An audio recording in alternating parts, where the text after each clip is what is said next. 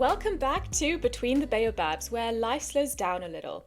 So grab a glass of something good, get comfy, and hang out with us as we dive into the eighth episode of our podcast.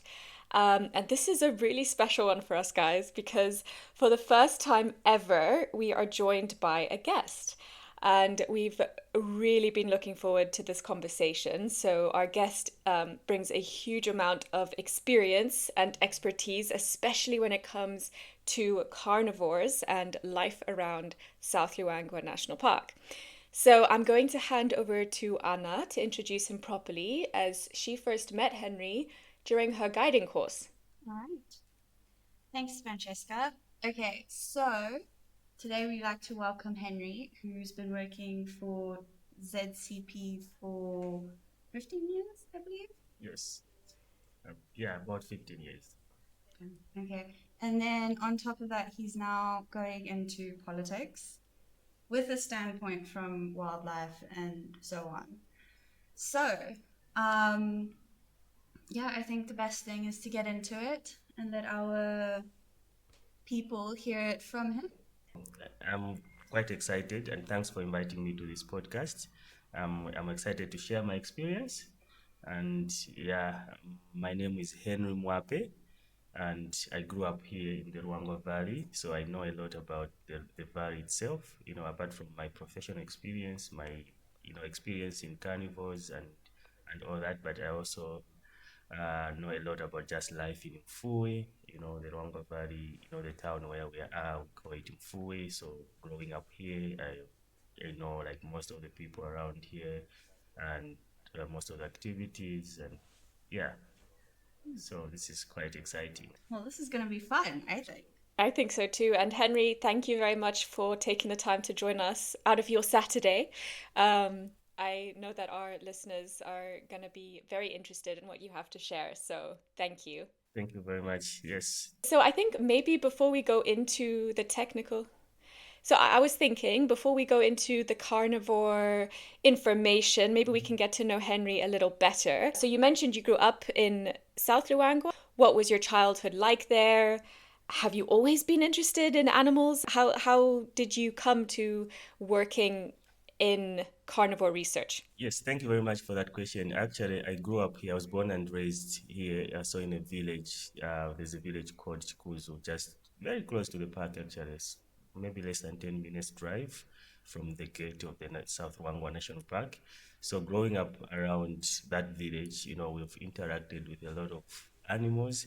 I would say all my siblings actually work in the safari industry, and as a kid, we used to play in the bush, and sometimes I'm quite not shy to even say we used to go even hunting with dogs, when we were kids, just not seriously hunting, but, just to go with dogs to play around in the bush and, hunt a little bit and stuff like that. So I grew up around wildlife, and even at school, I think I was very much excited in something to do with wildlife.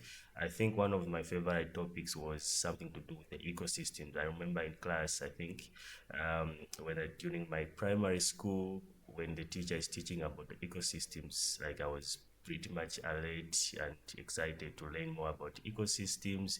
And I think one of the tipping points for me to be very much interested in wildlife is Chipembele Wildlife Education Center.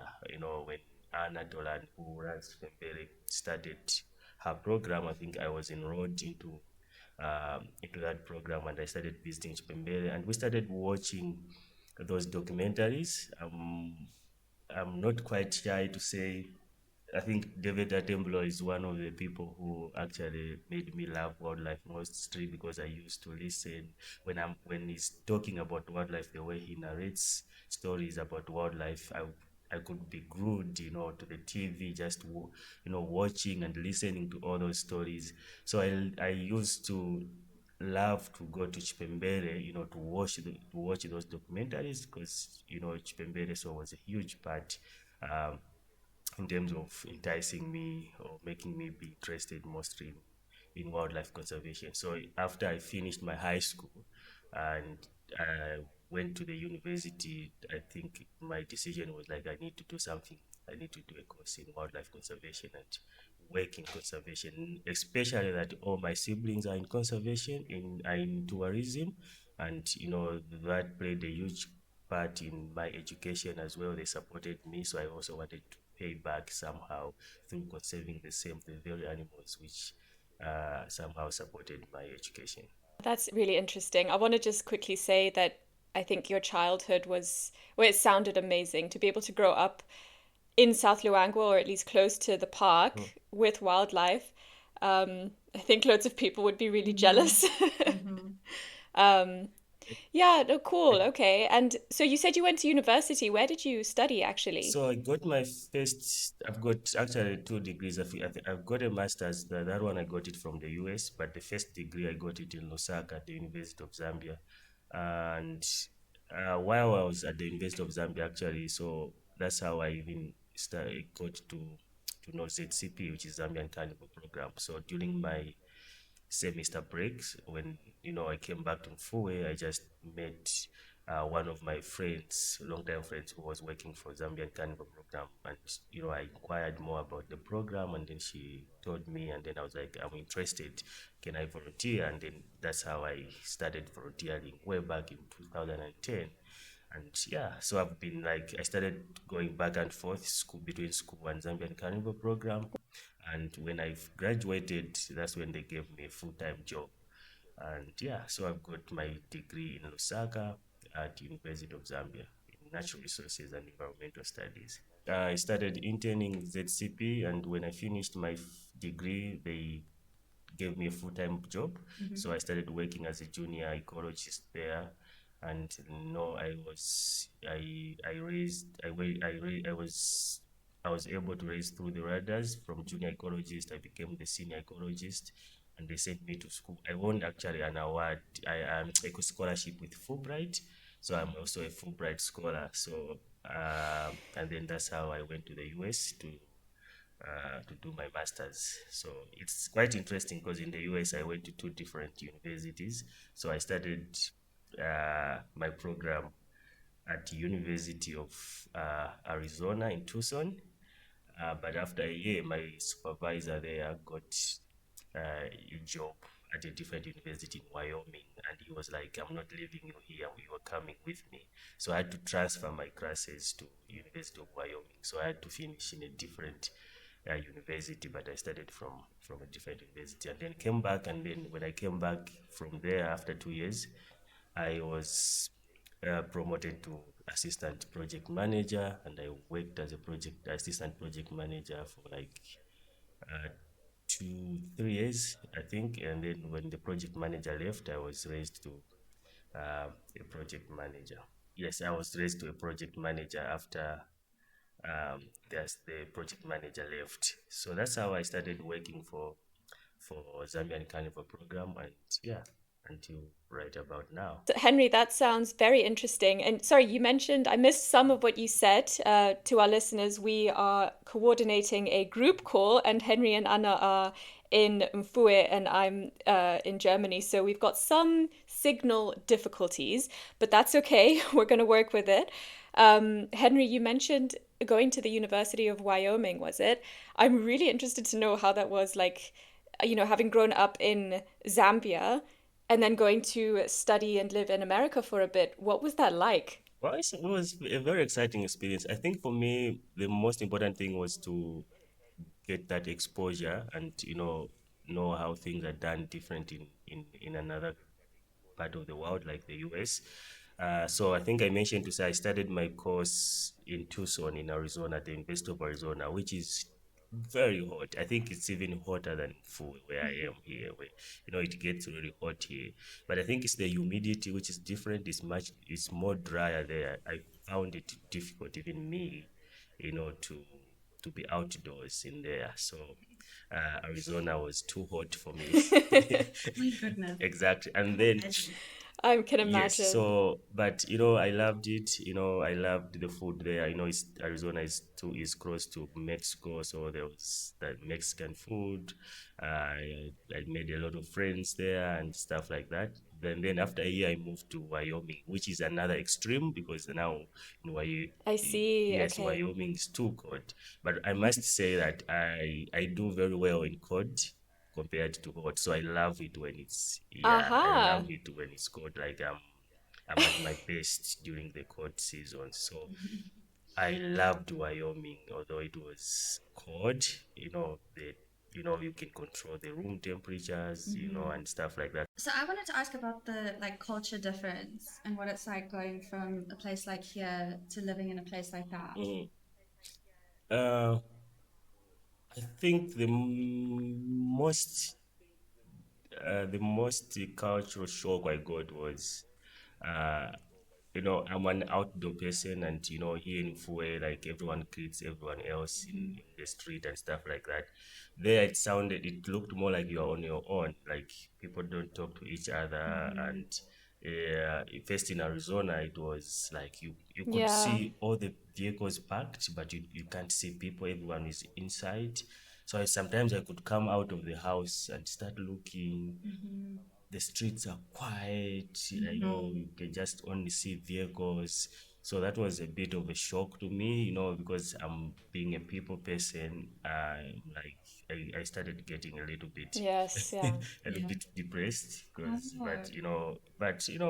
eventually I started making friends and we started making those parties. They're very good at making those. I would call them kind of fake parties.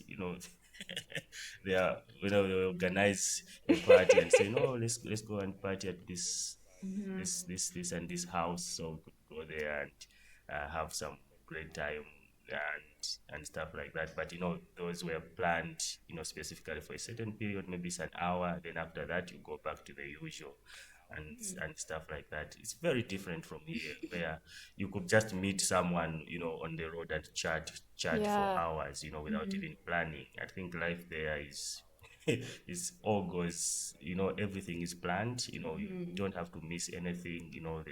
If it's the train, you don't have to miss. If Yeah. it's the bus, everything is timed.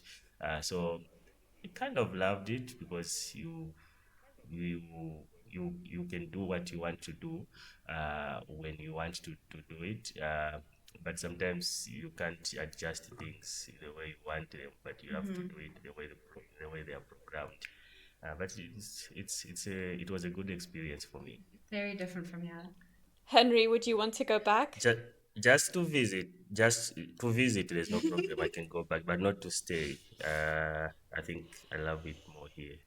I feel like that was a straightforward Yes, that's the answer. correct answer. I would also feel the same.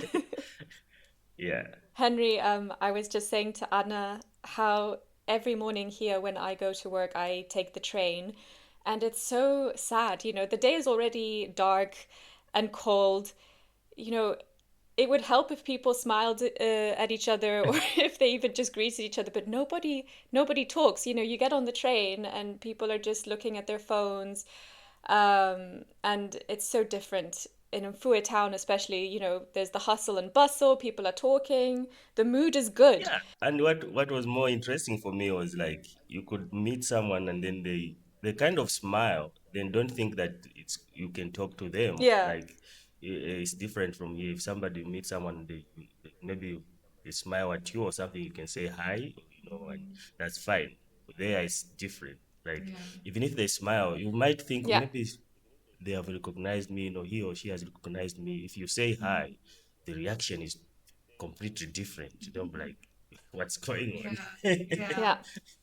Yeah, so it's a different world. Just thinking about that, like Henry and I spoke about this before, but we both really enjoy pool. So there's like a spot here that we go to quite often, and just anyone can play with anyone. It's like it's not even there's no schedule. There's no if you show up with this person, you have to play with that person.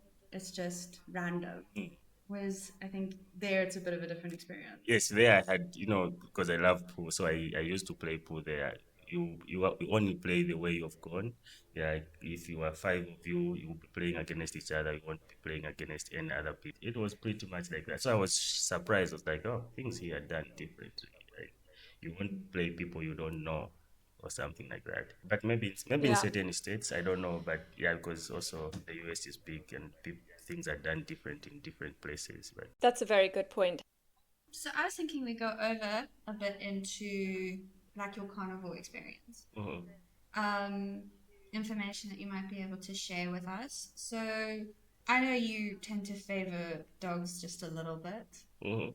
So why don't you tell us a little bit about why dogs over a few of the other carnivores? What Uh, about them that's That's exciting. Oh, that yeah is that stands out? stand out. Yeah. I think the first thing I want to share my background, like the stories I used to hear about dogs when I was a kid, or the stories I've read in some books. The books from primary school. How they kill the prey. How they are very dangerous and they can even kill lions. There are all those stories we used to hear.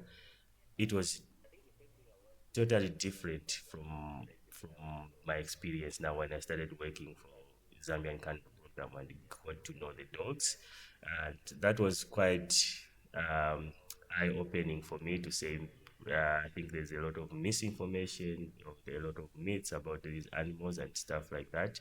And I want also to say, living in Mfuwe, most of the people, not only me, I think most of the people even now, they don't get to see these animals. They hear about them. They hear stories about them, anecdotes and stuff like that.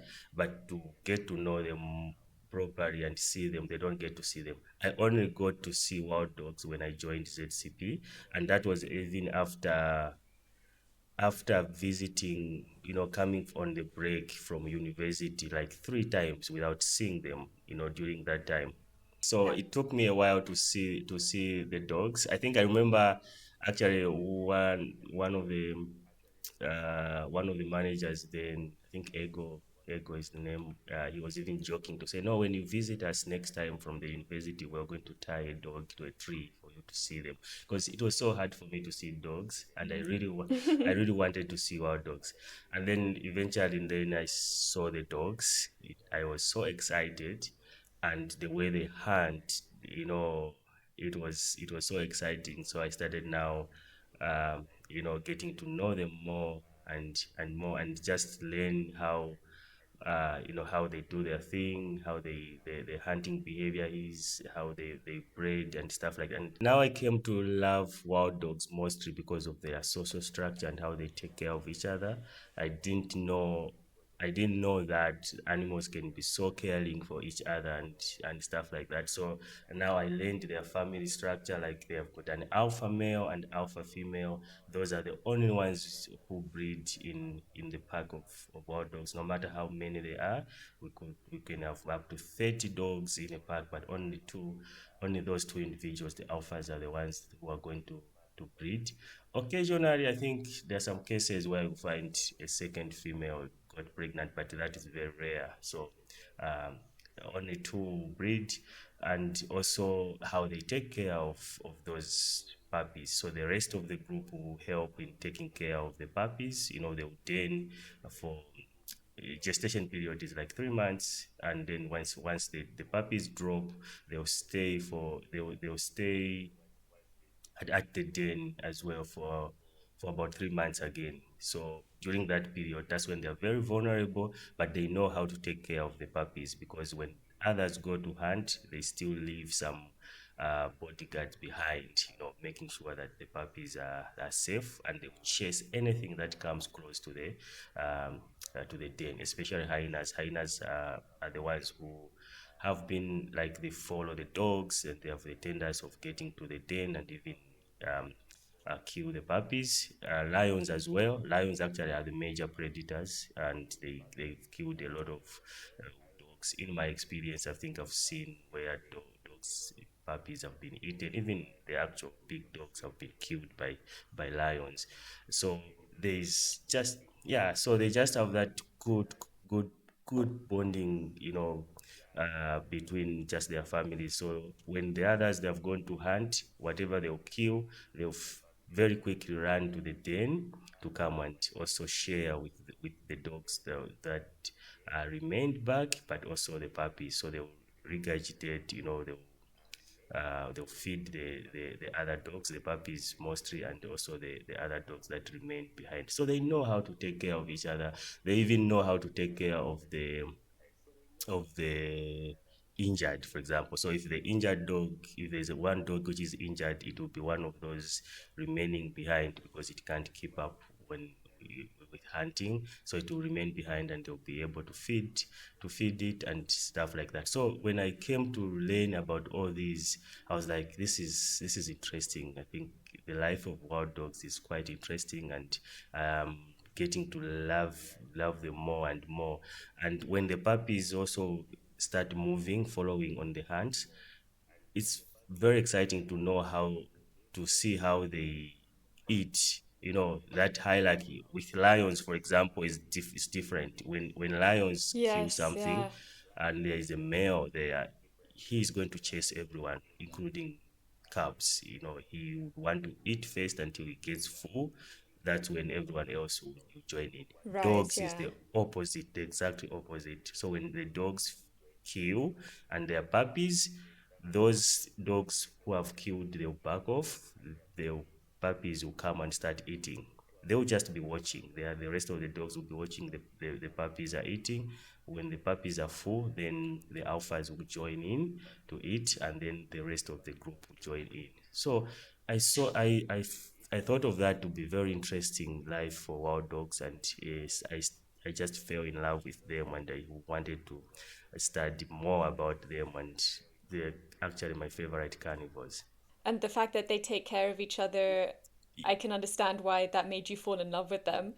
Um, but so I actually have a question for you because Anna and I, when we were recording our episode on wild dogs, I shared the story about how I actually came across a pack of wild dogs with a hyena. Just Mm-hmm. he was relaxing with the Yes. dogs, and the dogs were okay with the hyena being there, um, which was surprising because I thought that wild dogs and hyenas they don't get on, but they were just tolerating him. And I think there was also the Carnivore Research Project guys. Some were there, and I don't remember them. Mm-hmm. I think they were also quite confused. I think hyenas they keep following dogs just to steal the meat, from them, and dogs have now, they know why they're there as well, so they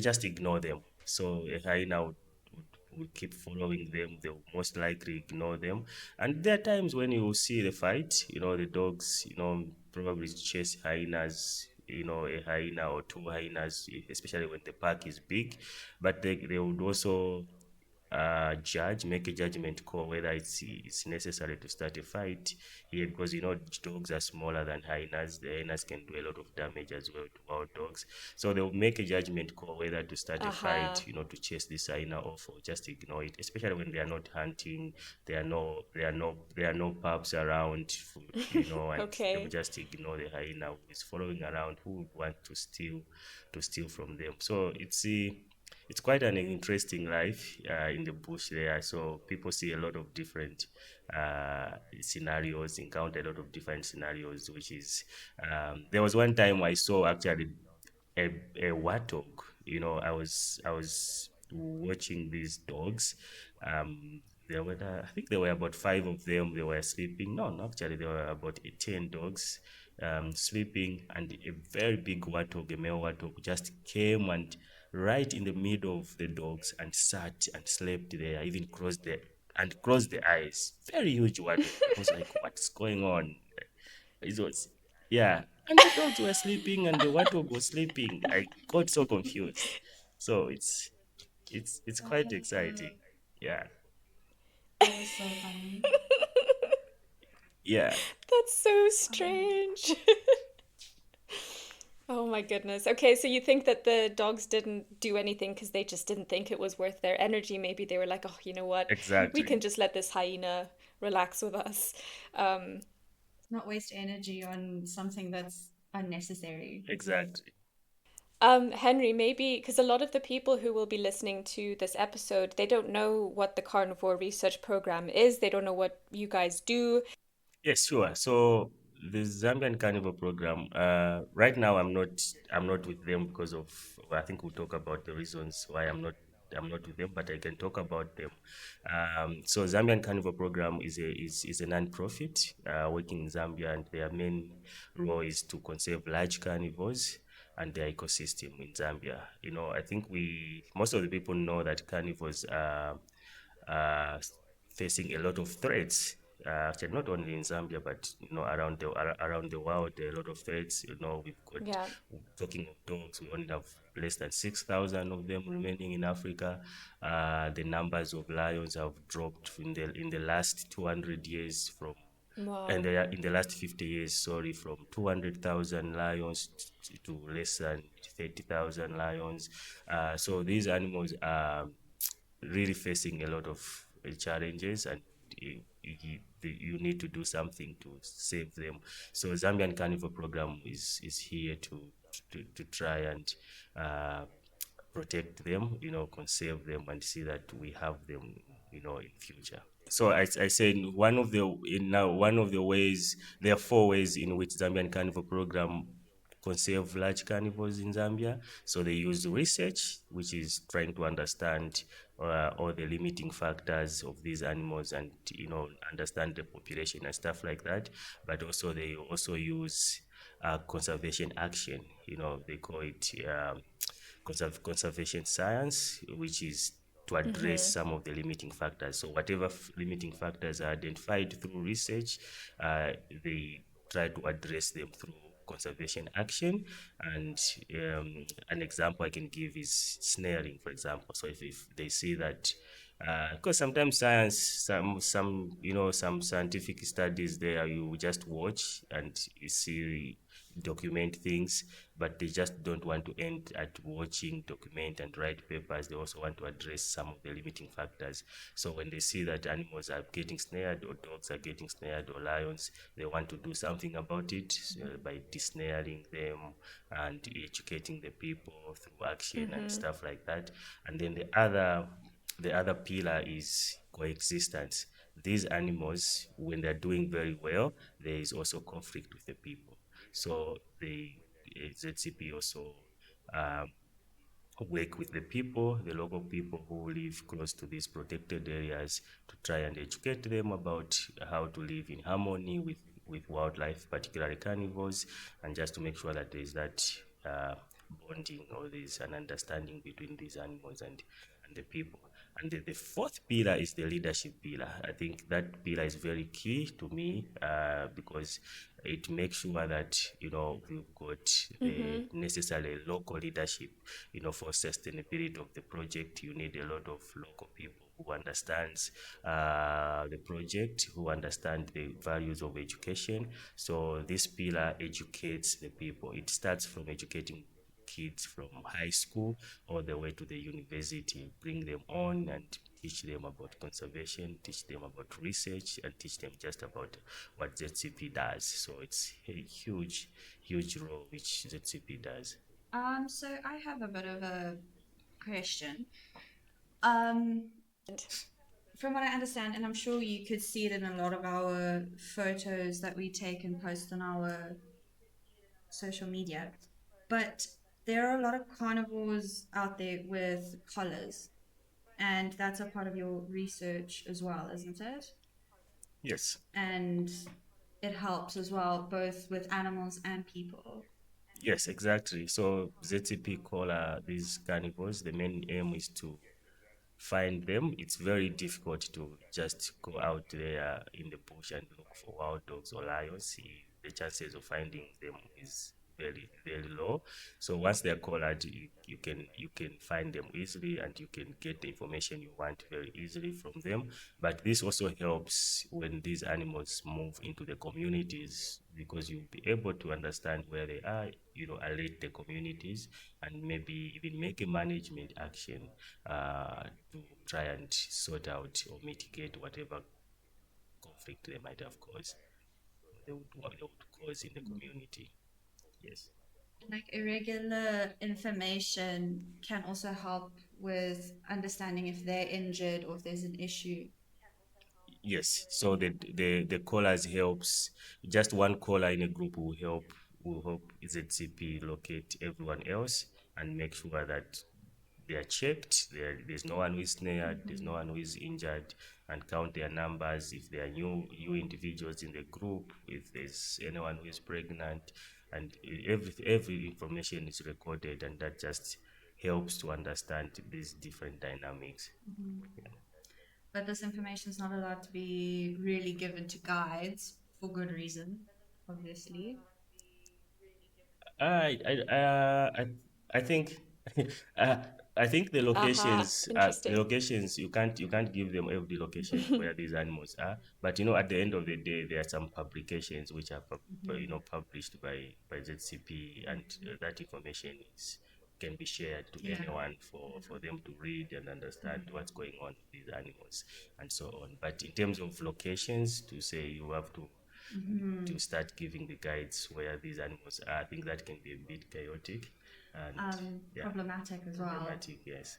The reason I bring it up is just in case someone in the US or the UK is listening to this and Yeah. they come here knowing that they collar animals and then telling their guide, no, why don't you have this information? Why are you not taking us to these animals? Yeah, there's a limit in what a guide can do as well. In the park, off-road is not allowed, and most of these animals are away off-road. So the chances of finding them, even if you are told to where they are, that means you have to break the law and Yeah. go off-road, which is going to put you in trouble. Yeah. Yeah. Henry, that's interesting. So, Anna, you mentioned the tracking collars, and that brings us. And Henry, you mentioned how this kind of technology does help with human wildlife conflict. Is that I remember Anna mentioning that you are running for mayor to Mfuwe, and one of your main focus points is human wildlife conflict. Like, what are some of the biggest challenges for people living near wildlife in Mfuwe? Because lots of people who are tourists or who have never been to Mfuwe, they probably don't know um, about human wildlife conflict. Sure. Yeah, and I think every time someone asks me to say what is the biggest problem you have here in Mfuwe or in South Luangwa, my first answer is human wildlife conflict. That is something people are facing every day. Yes, So yeah. even as I am speaking, I think today there's somewhere where elephants have caused some damage, where lions are probably, or hyenas, or whatever animals you can think about has maybe caused some damage in the community. So it's an everyday thing. It has got any history as well. I think we've got a traditional ceremony which we call it Malaila. Here it happens in August. Every August we celebrate our traditional ceremony, and that ceremony is celebrated because this man eater, there was a lion which used to eat people, was killed, was finally found by the warriors, and they killed it, and the whole village, celebrated to say, this beast has been taken out. So the problem of human wildlife conflict comes from a long way. Even for me, just like a personal example, the mother to my grandfather was killed by a lion when my grandfather was like 2 years old. So she went to yes, so she went to Yes. bath in one of the streams. There's a stream we call Pande stream, and as she was bathing there, the lion came. The baby, my grandfather was maybe around 2 years, was seated by the sand, and then the lion caught her. The people around, they just grabbed the baby, and she was she died, and so Oh, that's it's something which has been traumatizing people very long time, for a very long time. Even just a few months ago, I think 2 or 3 months ago, my younger brother's house was taken down by an elephant which wanted to get maize from the house. And the house, it brought down half of it and got some bags of maize which he kept in the house. So it's very dangerous for people even to keep food in their house. They need to be very careful. If your house isn't very strong, the elephants can break it. That is happening in the community and people are traumatized by it. It's a very big problem, and that's something which we we're facing every day. And as I'm running for this position, and that's something which is on top of my agenda to try and address it, especially that there is no compensation. Actually, the biggest worry or the biggest complaint from the community is that even when they face these conflicts, there's no compensation from, like, the government act says you can't compensate anyone because of human wildlife conflict. So once you lose something, that's it. You need to find other means of replacing them yourselves and stuff like that. So I think there's a lot. It's quite Right. complicated, Okay. and so on. So even when it comes to carnivores, also we want them to do Yes. very well, but the downside is that they will be causing a lot of trouble in the community because the community keeps also livestock. Historically, Mfuwe, people never used to keep livestock, but life is changing. I think now in the community you see cattle, you see goats, you see pigs and stuff like that, which never used to be a long time ago. But now people are they are kind of diversifying, apart from tourism, they also want to get into livestock farming, they want to get into crop farming as well. Uh, and for you to balance up all these three or four things is quite challenging. So it's a big problem. It needs everyone's effort. It needs to bring all the stakeholders on board and try to think Yeah. around it and see how can we mitigate it. I think it's very difficult to say you can completely finish it, but I think it has to be managed in such a way that there is a minimal damage and so on. It's like there's a win-win between wildlife and the people. Because, I mean, I also remember you mentioning that this also creates a very big barrier between people and wildlife. Like, then the community is not seeing the benefits of being close to a national park like South Luangwa. It's more downfall than up. Yeah, I wouldn't say that there are some people who see the benefit, but others, especially if you are not working for a safari company or you don't have a big business or something, and you you you're farming, you're kind of farming, and which is good as well because you can sell things to people who work in the lodges. But if the elephant comes and eat everything up, or a heap or something, you kind of feel demoralized or Mm-mm. depressed, and then you won't appreciate. So there's that aspect where people feel, how are we getting helped? Yeah. They see the value in wildlife. I think Yeah. the biggest example I would give is when during the time of COVID, when Mm-hmm. when the lodges closed, we did have tourists here. I Mm-hmm. think people realized how important tourism is here. Mm-hmm. So I think the place was so quiet, the businesses Yeah. closed, and it was very, very devastating for most of the Mm-hmm. people. So definitely they see that benefit, but Yeah. we also have a category of people who are predominantly subsistence farmers, for example, and they get uh, their animals get preyed upon, or crops get raided by elephant and stuff like that. They need to get help as well Mm-hmm. because it's kind of traumatizing. Yeah, Absolutely. Yeah. yeah, Goodness, that's their entire livelihood. Yeah. exactly.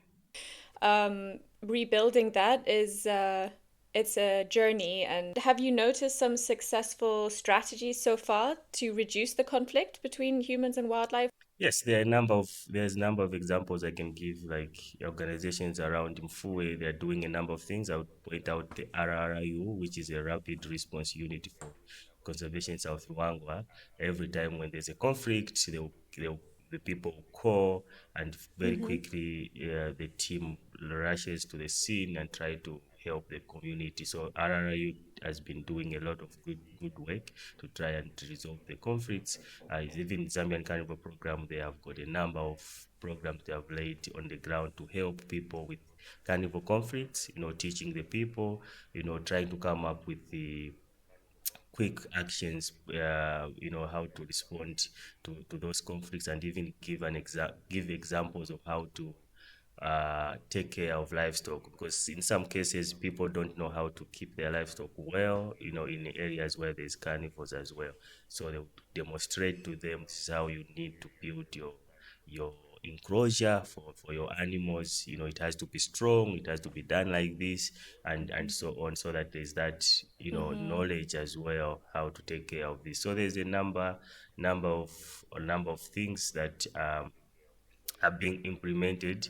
And in my case, I think coming in, if I become the mayor as well, I think we need to strengthen a lot in those aspects, because there's also a limit, or there's so much this organization can do.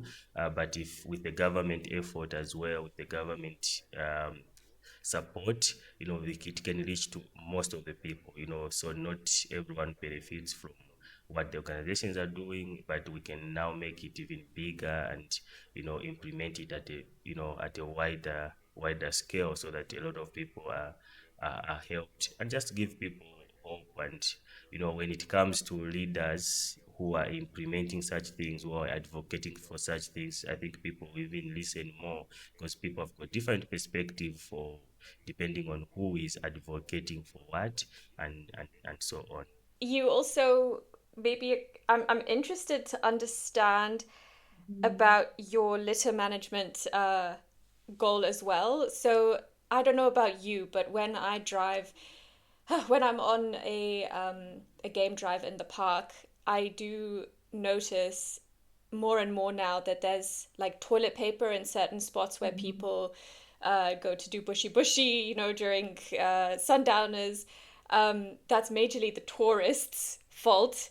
Is that also something you're going to look at in your litter management? Actually, you've made me think of that now.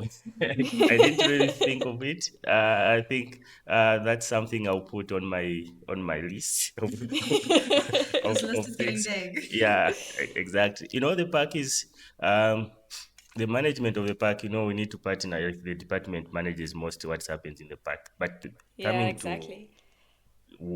coming to waste, especially solid waste, I think Mfuwe is becoming a mess bit by bit. Every year the litter is growing, year by year. So I think we need to have like a proper plan on how to manage it. So not talking to what's happening in the park. That's a different thing. But just outside the park, which is close to the gate, it's the main business area. I think we need to have a very big plan on how we manage solid waste there, and Yes, yeah. have a system to make sure that the place looks clean, and people can go there without feeling otherwise. And it's a big problem right now. And I think it will be on top of my agenda as well, to make sure that solid waste is managed. Okay, Mfuwe looks clean, and everyone will be happy to be roaming the streets of Mfuwe again. I like that. I would vote for you, Henry. um, Do and you have any other areas that you feel passionate about, like the litter, like the human wildlife conflict? yeah, Yes, definitely. I think there are the other area I feel passionate about is also having alternatives for people. We've got a number of people doing wrong things, or going into poaching, for example, and kill the wildlife because they have nothing else to do. They don't have any alternatives. So setting up projects in all corners of the district so that people can have at least something to do. I'll give an example of fish farming, for example, is something which can be done in other areas as well. You can see people who live very close to the Luangwa, we've got, you see women going to fish. They at least have an alternative if they need food or source of protein or something. They would go and fish in those lagoons, in those ponds, or even in the Luangwa itself. But when you move a little bit interior, there's totally nothing. Like there's nowhere they can go and fish, for example, or they don't have alternatives, so they'll end up, sorting, trying to organize themselves and go for poaching. They'll come into the park inside the GMO and do some illegal things. So giving people alternatives as well is one of the things. And the government has some plans already in place, but I think the implementation is a bit of a challenge. So one of the things is how strengthen the implementation is most of the most of the plans which the government has already put in place, but also think of other, smart ideas just to help the people around. Yeah. One quick interesting fact, Henry, you featured in the BBC's Kingdom documentary, right? Yes, not only the BBC. Actually, I've been in a couple of documentaries over the years. I think the very first one I featured in was called The Hunt. It was published. I think it came out in 2015. So if you look it up, called The Okay. Hunt. It was also We'll put it in narrated our show by notes. David Adembro. I'm in it. I was very young there then. Yeah, Wow. and I've featured in another one. There's another one called The Last of the Long Necks. The Last of the Long Necks is a documentary about the giraffe. I'm also in there. And there are other small documentaries I've featured in. And last year, the BBC, which just came out, I'm featured in the episode 6 of the Kingdom. Yeah. Wow. What was it like to feature in the Kingdom documentary? Or any of the documentaries, because I've never featured in a documentary. I want to know what what it must be like. You and I, we featuring in podcast. That's it. Yeah. Yeah, it's very exciting. Sometimes that big camera can be intimidating, so sometimes you kind of shaky a little bit, but with time I think you get used to it. And basically I was just taught to do what I'm doing, do my job and Yes.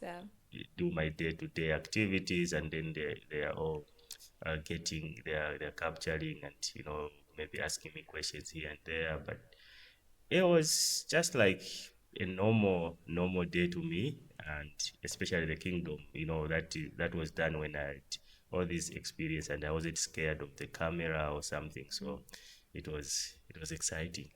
You had a lot of previous practice with the other documentaries that you featured in, so this time you were a professional.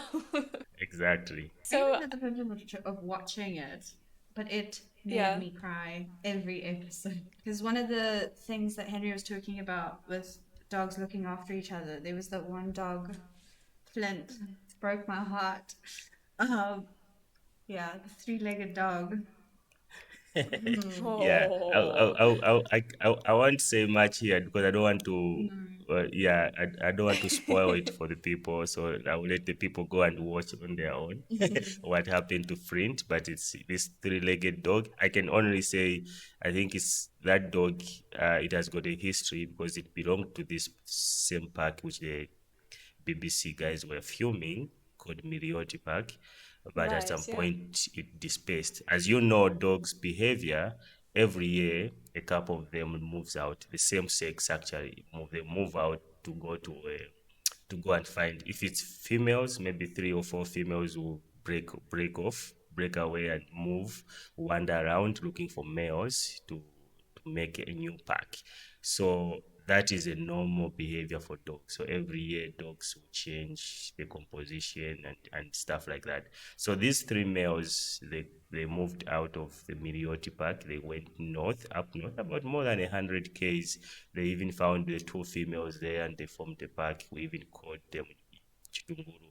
But that area was there was too much snaring and it's very far, Oh. and we know we rarely go there. uh, and then I think because of snaring, the alpha died there, and we don't know what happened to the rest of the group, because the alpha was the colored one, and then we by then we didn't know what happened to to the rest of the group. And Flint's collar, because it was the VHF collar and it was at its lifespan, it was not transmitting as well. We were in the process of going to change it. All of a sudden we just heard from the BBC to say there's a three-legged dog in Mirioti and it has a collar. Do you guys know it? Then we're like, well, after showing us the photos, like this is the dog which went up north. What Oh. happened to it? So we didn't know what happened to the pack. It formed and it came back with one leg missing. So it's probably is from the snare. That's what we speculated and all that. And that dog was welcomed back to the same pack it dispersed from, and the dogs took care of him very well. But then stuff happened. But The stuff what that I made think Anna is cry. adorable Exactly. is the way that they like changed their behavior to accommodate him. Oh, yeah. Exactly. So Flint was actually, was actually made to be taking care of the puppies. So when the dogs go hunting, the dogs would tell Flint to leave, to stay at the den and be watching the puppies. And when they come back, they would feed him yeah, and just help him out. Oh, that's just incredible. If I ever come back in my next life in an animal that I get to choose, I want to be a wild dog because then I'm taken care of by my family. I know I'm in good hands. Yeah. Um, oh, But they go through a lot of challenges as well. I think yes, yeah. you are going you are going to be facing lions as your biggest predators. I think lions will be hunting for you. I think as people may know, actually, I think I said this earlier to say lions are the biggest predators for them, to the extent that dogs have even evolved Yeah, yeah. to they have adapted to not to be very loud. For example, if you listen to their vocalization, they sound like birds, like ooh, ooh, ooh, just to make sure that they are not very loud. They can communicate to each other, but they are not as loud as lions or hyena, Right. and so that they can't be heard from very far by lions and these other predators. Also, they try to avoid areas where there are a lot of lions. So by so doing, they would come out of the park where there's a lot of prey and come out of the park, but there they'll face human interactions. Now they'll face snares. So like in Luangwa, a lot of them get snared because they like to be in areas where there are no lion density, thinking it's safe for them, but then there's a lot of Yes. snaring because closer to humans, you've got now those human footprints, human challenges they face. So it's yeah, if you choose to be a wild dog, just be careful. It's a nice animal, it's very nice, but you have to adapt in such a way that you survive. I'll have to keep that in mind. Adaptive right. Yeah, Henry, I have another it's a question. good, yes.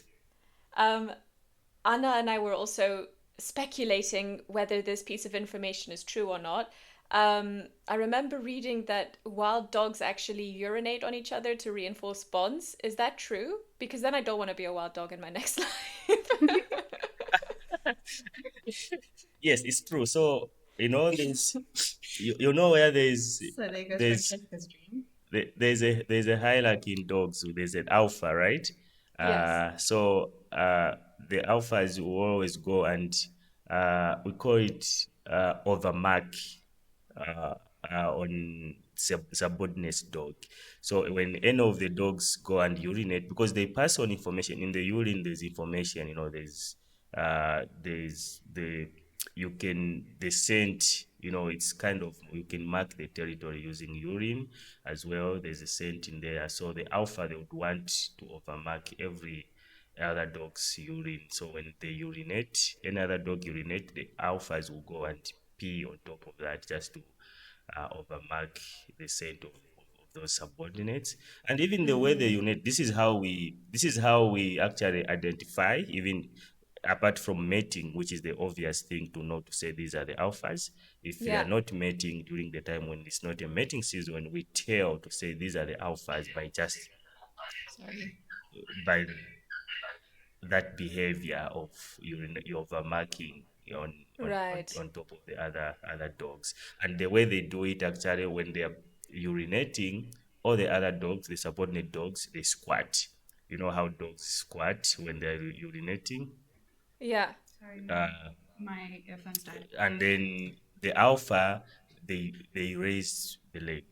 It's different. So that's where how you can tell to say, okay, this is the alpha. They either raise one leg or both legs, and they will just pee on top of the urine of the subordinate.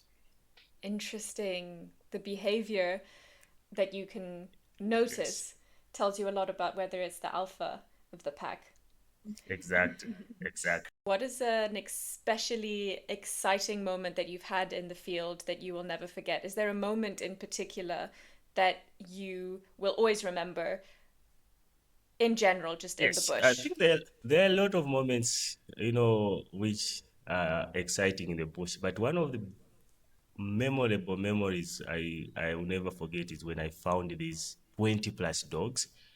Up to Mm-hmm. now, we don't know how many they are because of the terrain where they are found. So there was this time I was at the office, and then Matt, our CEO, was in South Africa for some programs there, and Andy, who works for Mfuwe, which was traveling to the bush camp, one of the bush camp companies, one of his camps there, and then he Right. met a lot of dogs on the road, tons of dogs on the road. Uh, and then he messaged Matt immediately, and Matt messaged us. And then I had to send the team to go and find them. So the team went there because Andy was going to, he didn't stay with the dogs, so he passed. And then I think they entered the bush, and then we lost them. So I had to tell the team to be in the area and just start driving up and down the road to see if they can see them again, because that area is so thick you can't even drive off road because it's close to Mm. woodlands. You know it's difficult to drive the vehicle off road and stuff like that. So they were just moving up the road. So I told them to sleep there even the next day, just to make sure that, because the dogs are likely in the same area. So they did Mm-hmm. that. The next day, they also moved up and down the nothing. Then I was like, okay, I'll come in just to pull you guys out. Then I'll be in, and just I'll stay in the area because those are a lot of dogs. It sounds like it's a new park. We don't know it, so I need to come in and pull you guys off so that me I can continue with just hanging out in the area. So as I was going in, something just clicked in my head to say, okay, let me now not just go straight to where they are, because these guys don't have dogs anyway. Let me try to use a different route. That road has never been used before, like for a long time. It is a road which was used maybe I can say maybe in the 90s. So it's you could only see to say a road used to pass here, and there's trees falling on top Mm-hmm. of the road. I was like, okay, I'll just keep going because it was kind of in the same area where those dogs were sighted, but it was like a branch somewhere else. So Mm-hmm. it was me and one my colleague were there. We kept pushing. She kept saying, "Oh, let's go back. Look, it's so thick where we're going." I just kept, okay, let's go. I want to see where this road ends to, because I've never used that road before. I kept on going, and we kept even going up some hills. We even saw some nice views. I was like, this place looks nice. And They should we're open the up the road again. hills with exactly, and boom, I just saw a dog. you know um, I just saw a dog standing. I was like, dog, dog, dog, dog. Oh my Then we goodness. stopped.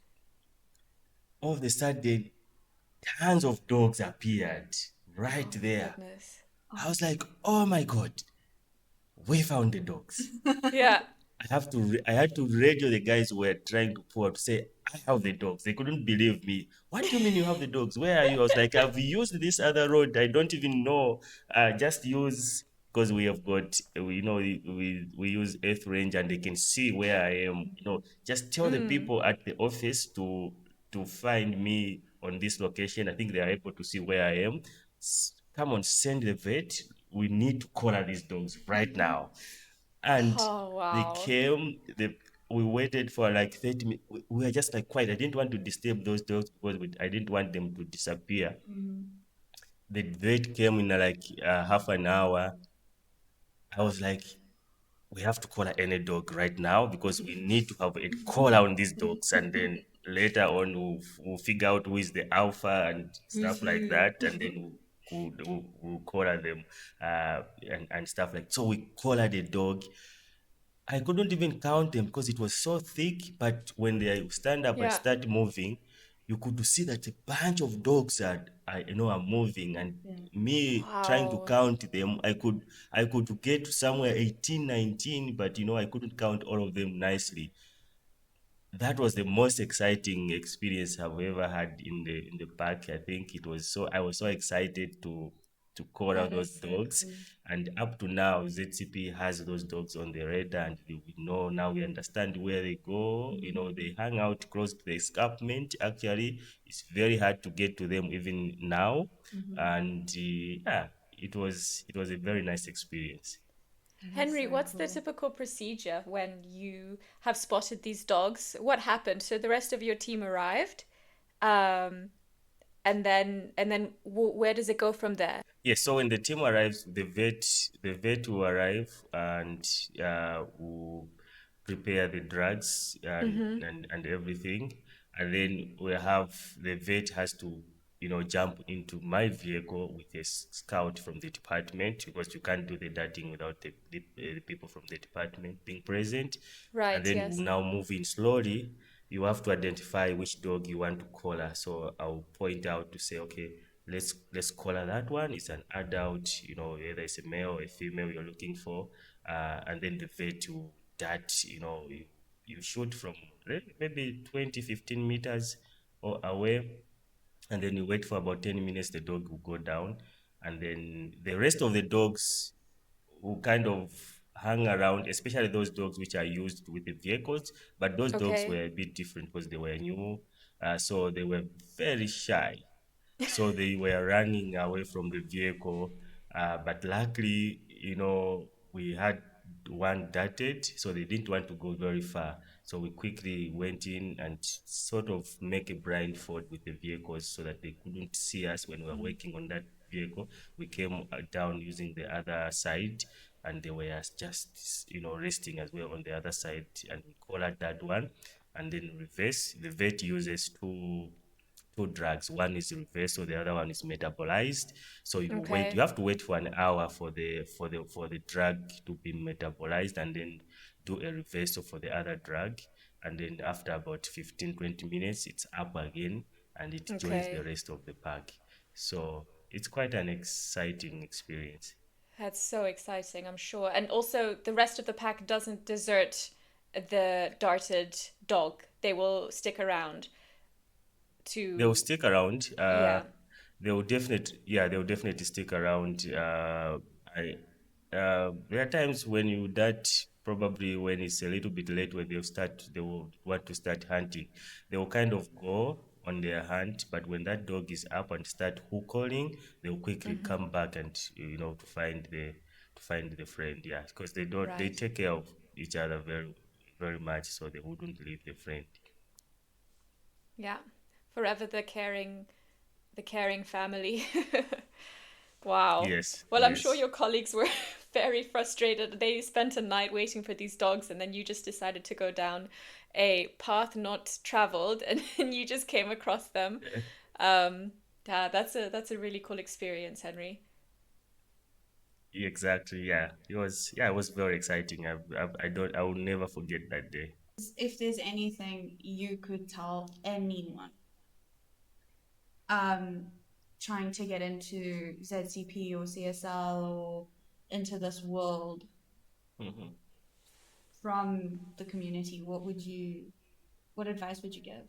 I think the biggest advice I would give the young people is to be very flexible and uh, also be able to volunteer, in these organizations.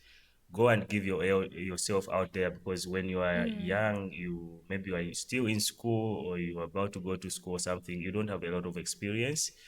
So you need to learn that experience. You gain that experience through working with people who are working or who have worked before and stuff like that. So be able to approach. Don't be scared. Go approach ZCP or CSL or whatever organization is in near where you are. Ask them to say, can I volunteer? Can I help out here? Because I want to learn.